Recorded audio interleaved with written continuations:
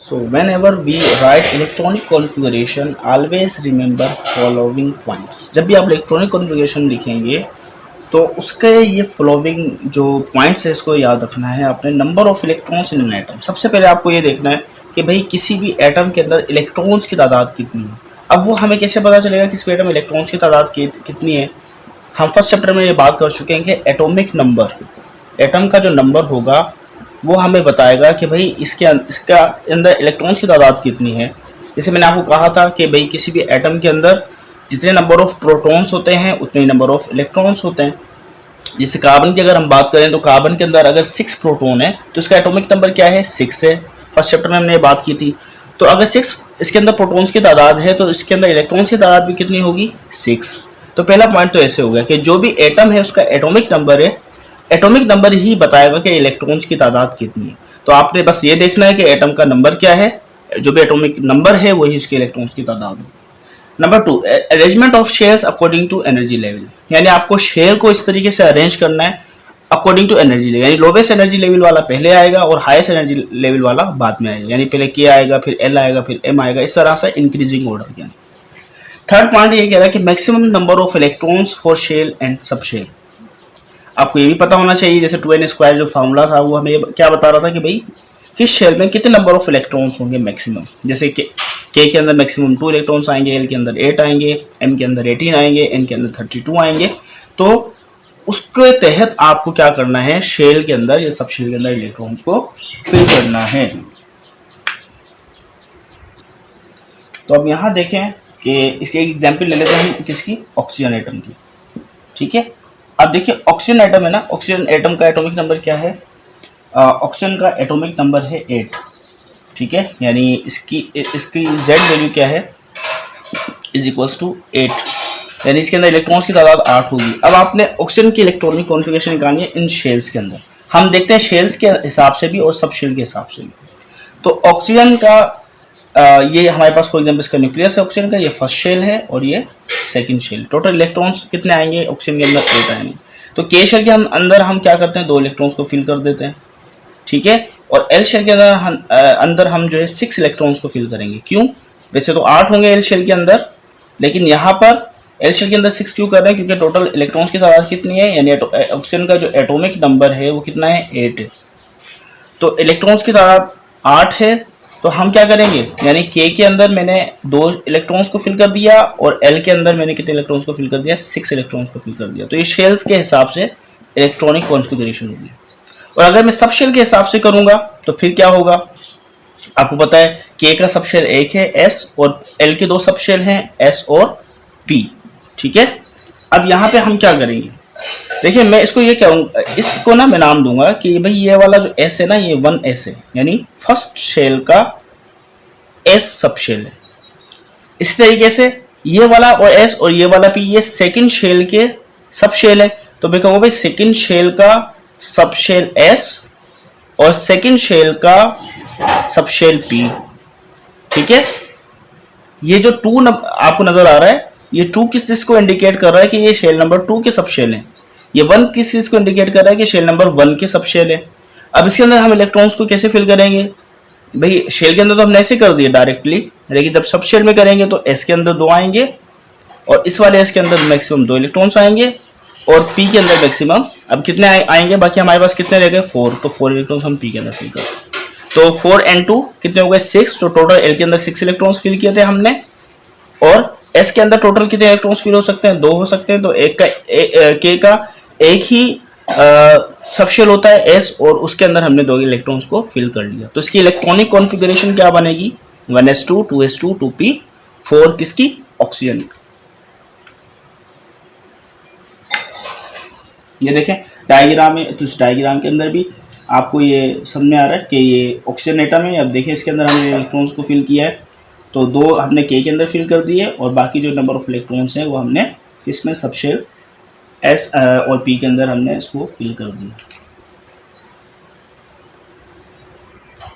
अब बहुत इंपॉर्टेंट चीज़ हम पढ़ने वाले हैं, order of filling of electrons in subshell. अब देखिए एन, अगर हमारे पास एन की वैल्यू क्या है, 1, ठीक है, और इसी तरह से एन की वैल्यू 2 है, एन की वैल्यू 3 है, n की वैल्यू 4 है, n की वैल्यू 5 है, n की वैल्यू 6 है और n की वैल्यू 7। 7 सब शेल होते हैं, 7 हमारे पास शेल होते हैं। तो अब देखते हैं भाई n की वैल्यू 1 है, तो ये हमारे पास कौन सा सब शेल है, k है। अब यहाँ पे हम k को नहीं लिख रहे, हम जस्ट लिख रहे हैं कि भाई k का कौन सा हमारे पास सब शेल है, 1s। क्या होगा 1s। 1 किस चीज़ को इंडिकेट कर रहा है कि भाई इसका क्वांटम नंबर 1 है और ये s, ठीक है। ये k का सब शेल हो गया। अब इसी तरीके से चलो आपकी आसानी के लिए मैं यहाँ पे k लिख देता हूँ, ठीक है, स्टूडेंट्स भी कंफ्यूज होंगे। k, ठीक है, ये हमारे पास फर्स्ट शेल है, इसका 1s। इसी तरीके से हमारे पास 2 है, ठीक है। तो इसका ये हमारे पास कौन सा सब शेल है, शेल कौन सा है, l, और इसके 2 सब शेल होते हैं, आपको पता है क्या क्या होगा, 2s और 2s और 2p, 2s और 2p। नंबर 3 हमारे पास m शेल है, और m शेल के अंदर 3 सब शेल होते हैं, 3s, 3p और 3d। अब ये कैसे आ रहा है 3 ये 3 जो है इंडिकेट कर रहा है कि भाई शेल नंबर कौन सा है। तो ये जो मैं जो 2 या 1 या 3 लगा रहा हूँ, ये तो आपको पता है ना कि किस शेल में कितने सब शेल होंगे भाई। k के अंदर 1 होगा, s, l के अंदर 2 होंगे, s और np, m के अंदर 3 होंगे, sp, d। तो यहाँ पे जो ये 3 नंबर यूज किया जा रहा है, ये इंडिकेट कर रहा है कि शेल नंबर कौन सा है। इसी तरीके से 4 नंबर है हमारे पास, तो कौन सा आएगा, n, और n के अंदर कितने होते हैं, 4 होते हैं, 4s और 4p, 4d, 4f, ठीक है। इसी तरीके से 5, अब आपके पास k, l, m, n, o, तो 5s, 5p, 5d, बस ये 3 होते हैं इस पर।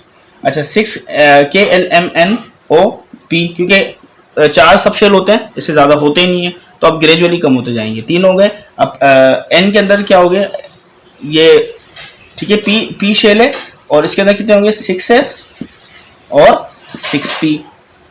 इसका नंबर 7 है, तो ये आ गया q, और 7s इसका क्या होगा, ये सब शेल होगा इसका। तो अब यहाँ इसको मैं क्या करता हूँ, मैं यहाँ पे ये करता हूँ कि ये हमारे जो शेल नंबर है, इसके जो नाम है इसको मैं हटा देता हूँ, ठीक है, इसको रिमूव कर दिया सिर्फ आपको समझाने के लिए। अब हम इलेक्ट्रॉन्स को जो फिल करेंगे ना, वो एक साइंटिस्ट थे जिनका नाम था ऑफबो प्रिंसिपल। आपकी बुक में नहीं है, लेकिन ये आगे क्लासेस में आप पढ़ेंगे। उन्होंने क्या किया था, इंक्रीजिंग ऑर्डर के हिसाब से हमें क्या दिया था, इंक्रीजिंग ऑर्डर के हिसाब से उन्होंने हमें एक आइडिया दिया था कि आपने किस तरीके से इलेक्ट्रॉन्स को फिल करना है किसके अंदर, सब शेल के अंदर।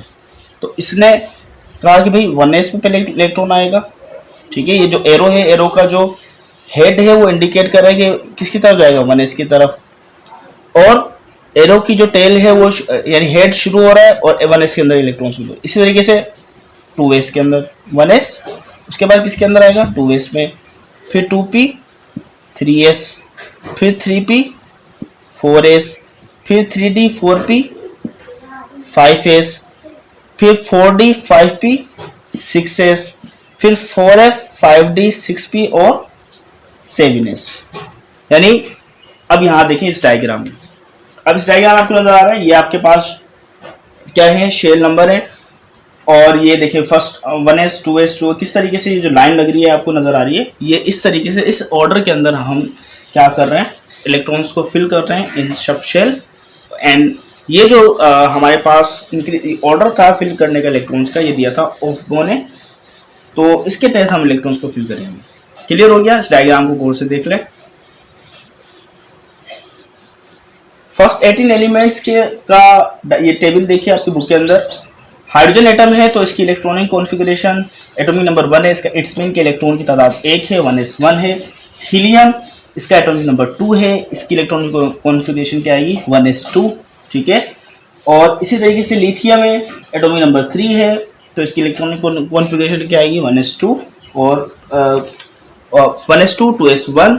फिर बेरिलियम है 1s2, 2s2, बोरोन है 1s2, 2s2, 2p1, और कार्बन है 1s2 2s2 2p2 नाइट्रोजन, और इस तरीके से आपके पास आर्गन तक 18 एलिमेंट्स दिए गए हैं, और 18 एलिमेंट्स में किस तरह से इलेक्ट्रॉनिक कॉन्फ़िगरेशन की गई है इसको आप गौर से देखें और प्रैक्टिस करें।